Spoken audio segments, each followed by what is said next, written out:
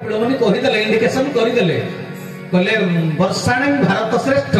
देशानं उत्कल स्मृत उत्कलस्य समदेश देश नास्ति महितले उत्कल भलिया राज्य पृथ्वी रे नाही एकथा कपिल संहितार कपिल मुनि कहिले किंतु पंच सखांक भितर शिशु अनंत दास ताको भविष्यत पुराण प्रथम अध्याय 3 नंबर पृष्ठ रे कहिले कहले कलिकी अवतार ओडिसा मंडले तुम्भे जन्म होइबा ये दुष्ट जन नासी भक्तन को स्वासी धर्म को तुम्भे पाळिबो शिशु अनंत दास कहिदेले कलिजुग रे प्रभु जेतरा आविर्भाव हेबे मानव रूप धारण करिवे आसीबे ओडिसा रे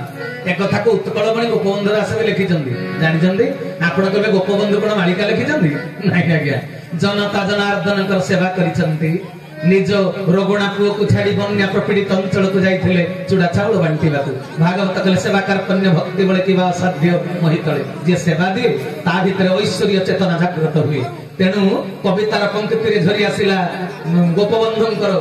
जेतेबेले जनता जनार्दन कर सेवा करिसंती ईश्वर को आज्ञा को पालन करिसंती पर उपकार को व्रत रूप रे ग्रहण करिसंती कविता लेखु लेखु अवतार बादर कथा झरी आसिला लेखनी मनरे तेणु गोपबंधु लिखिदेले क्षीण हुए जेबे धार्मिक सकति ओल्हाई आसंती प्रभु विश्वपति नटके कार्य नेतार अभावे धर्म नाम चले धर्मर प्रभावे विशेष उत्कले नाही प्रयोजन उत्कलर नेता निजे नारायण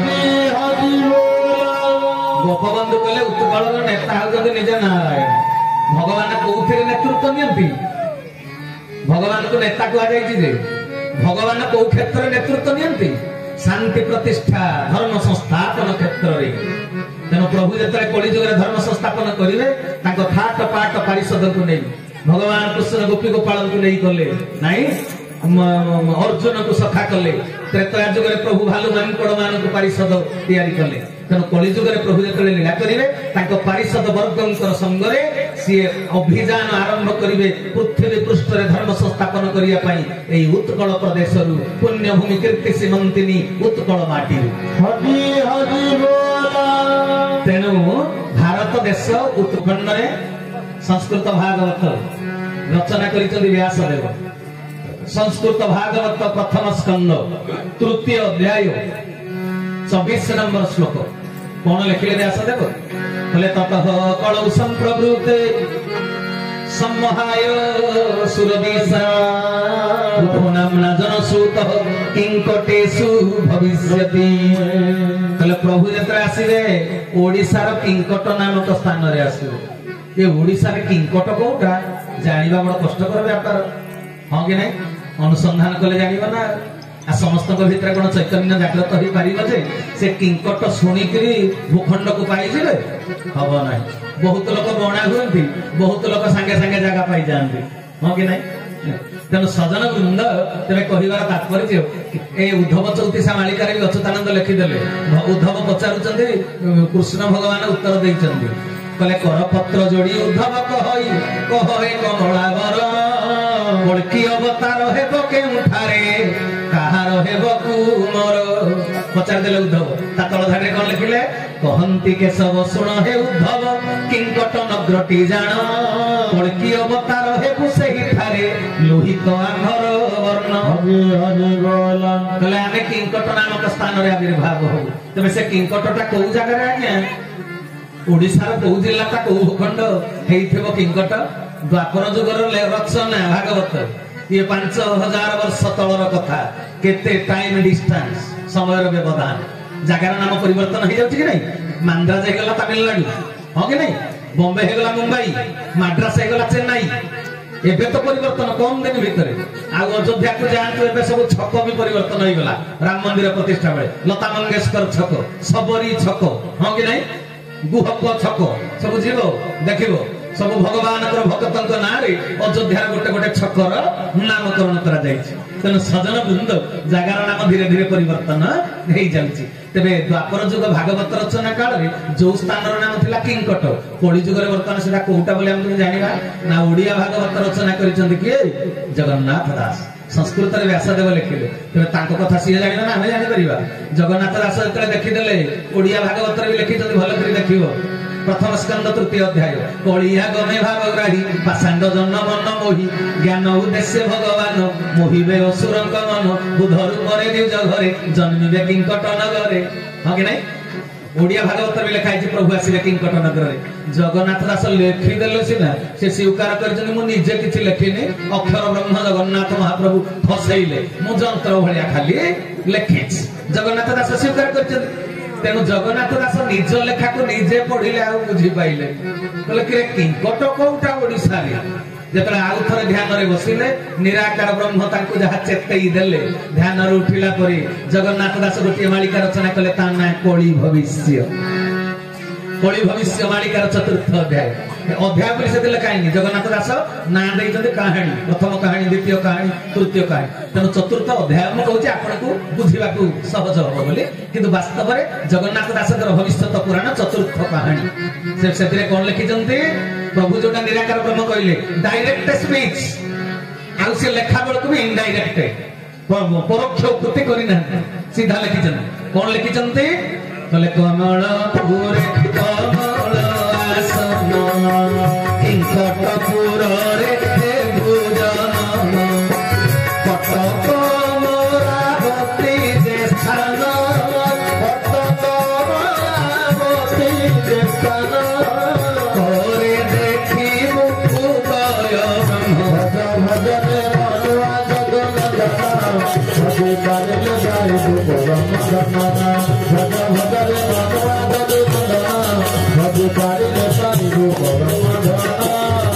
बोल भक्त वत्सल भगवान सजन वृंद कहले कौन कहले किंकटपुर रे हबु जन्म तेरे से किंकटपुर कोटा कहले कटक अमरावती जे स्थान कोरे देखिबु उदय ब्रह्म मन ध्यान दे कथा को सुनिबे बापा आपण पढि जाउछन्ति कि काम अछि हां नाती की पठै दियंतु ना आपण बसंतु ग्राहक नथिले कथा का कहबो जने जने भल ग्राहक थांती हाँ कि गोटे गोटे दुकान रेगुलर ग्राहक नथांती से वर्ष सारा से गोटे दुकान रु खाइबे हाँ ठीक उदय ब्रह्म कटक जिला होछि द्वापर जुगर किंकट नगर आ कटक प्रभु आसे पुणी कोरे देखिबे उदय ब्रह्म ब्रह्म उदय हेबे जे कोरे माने ताको नामर आग अक्षर रहिथिबो को आगो को कहिबे पुणी शास्त्रीय प्रमाण जहा अछि तेणु सजन वृंद ए प्रभु धरापृष्ठ को आसिबे कटक जिल्ला रे अच्छा कटक जिल्ला रे आसिबे बोले भीम होई भी लेखिले अलेख धर्म समस्त कहते अलेख धर्म होची निराकारवाद ऊपर प्रतिष्ठित से साकार ब्रह्म को ग्रहण करंती ना किंतु भीम होई को पाद तले अनंत कोटि दंडवत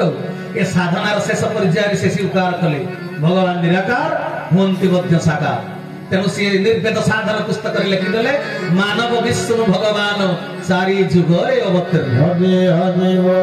भगवान मानव अवतार हुंती चारि जुगरे ए कथा को भीम भई स्वीकार कले पुणी भीम भई लिखिदेले को भूखंड रे को जिल्ला रे प्रभु आसीबे कोठी लिखिचंती ताको भीम भई मालिका भल करी आडीबे कोन लिखिचंती कली जुग पूर्ण हेला एथर कली जुग पूर्ण हेला एथर स्वरूपे व्यवहार फल की स्वरूपे व्यवहार फल की स्वरूपे व्यवहार कटके होई राजा रे कटके होई राजा रे कारुण्य मूर्ति वीर चक्रवर्ती पादुका होई पूजा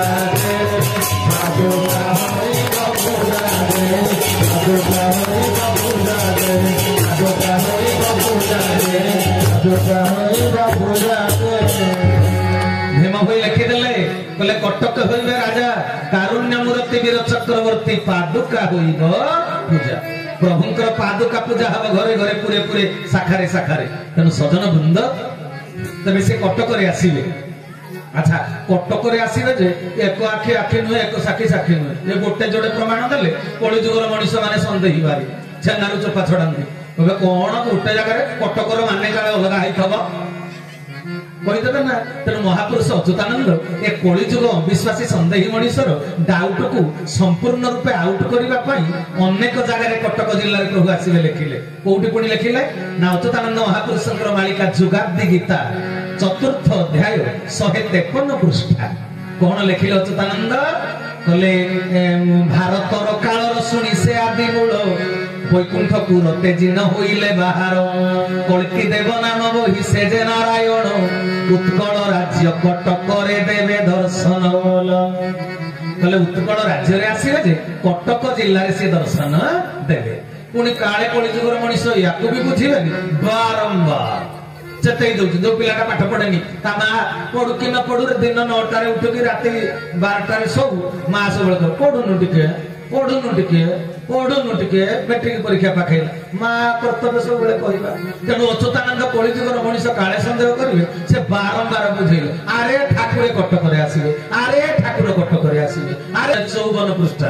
आउ थरे लिखिले कोन कहिले कले सकल दिगरु देवता देवी हेबे बाहर नरंगे मिसी खेलिबे कटक जे कटीर क्षण करे छाड़ी पलाई जिबे त्रिजटा अंश जगन्नाथ प्रभु कटके होइबे जे प्रकाश कले प्रभु जगन्नाथ जेतले मानव अवतार हेबे प्रकाश पाइबे तांका नर शरीर प्रकाशित होबो कटक जिल्ला रे कटक भूखंड रे तेन सजन वृंद आहा कटक रे आसीबा कथा लिखा आइछि अच्छा कटक रो को गां रे आसीबे कटक रे आसीबे जे को गां रे गोटे आसीबे ना एडे बड़ कटक आगुरु तो 52,53 गली थिला शहरटा केवल एबे तो 12,1300 गली हां कि नहीं शहरटा पुणी केडे बड़ जिल्ला केते पंचायत केते ब्लॉक इलो बापा तबे एते बड़ कटक रे प्रभु कोठी आसीबे संस्कृत भागवत 12 स्कंद 2 अध्याय कले संबल ग्राम मुखस्य ब्राह्मणस्य महात्मनः ए भवन विष्णु जसस नामना कलिकी जगतपति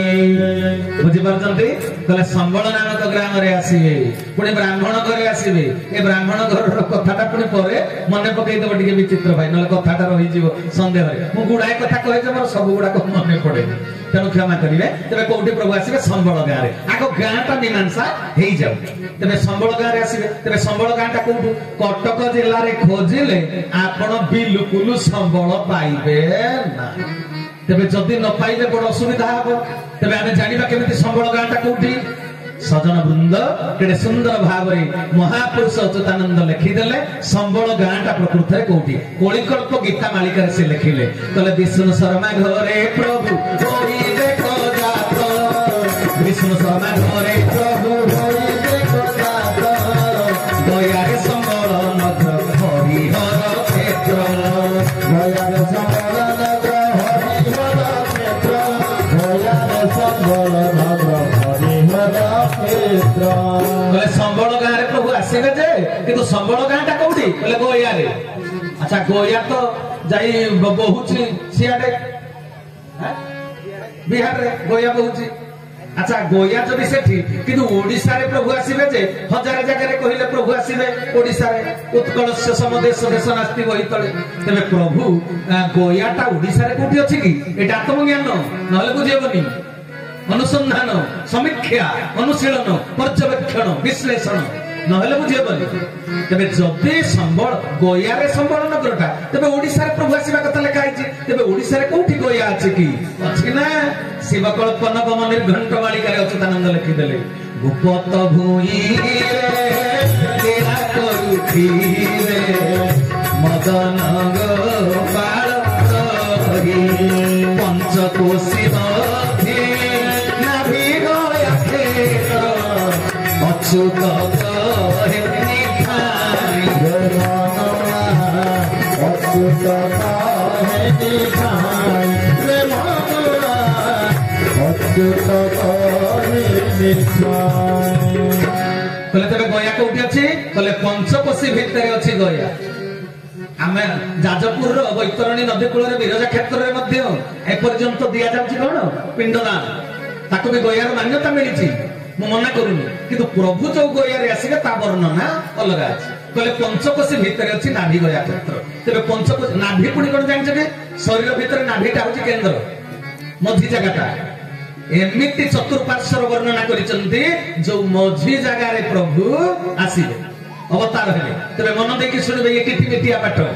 तबे पंचकोशी भितरे जदि गया तबे पंचकोशी काहा कहा जाय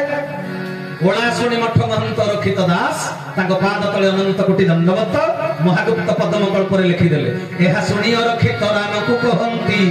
ओलाशुणी ठारू पंचकोशी जे हटंती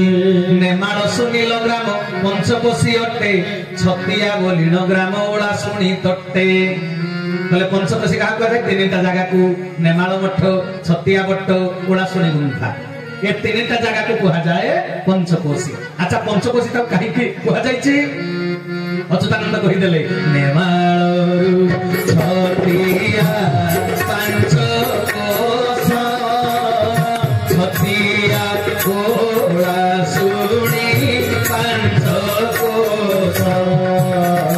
ओलाशुणी नेमाळ पंचकोश